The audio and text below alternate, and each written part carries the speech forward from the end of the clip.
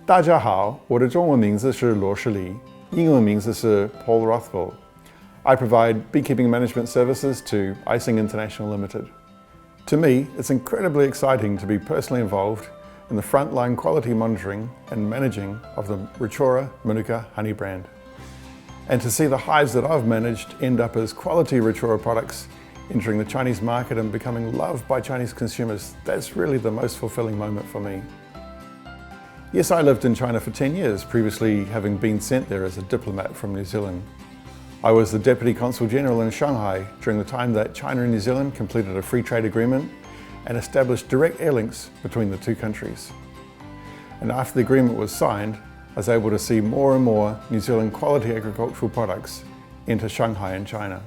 During my time in China, I also visited agricultural production in China, and I'd like to point out that there's a large scope for cooperation between New Zealand and China in the agricultural sector. Well-developed modern agricultural systems in China have been valued. Upon my return to New Zealand, this was the initial opportunity for me to work with ICING. As the Chinese market grows and develops, there's been a large increase in recent years of Chinese companies operating in New Zealand. In general, many Chinese enterprises have contributed to the local employment, creating economic benefits for the export development of New Zealand. And these Chinese companies have also accelerated the opening of the Chinese market, bringing benefits to more New Zealand companies and suppliers of raw materials. In my opinion, you have to admit that China's development is a positive factor for New Zealand. China is now the largest export market for New Zealand and the largest supplier of products to the New Zealand market as well. This really helps deepen the mutual understanding between our two countries.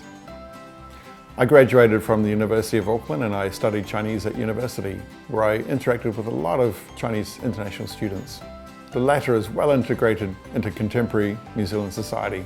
In many commercial landmarks in New Zealand, if it coincides with a traditional Chinese festival, there will be special events or lighting ceremonies on site. I also believe that as more and more Chinese companies will take root in New Zealand, the friendship between the two countries will become stronger and stronger.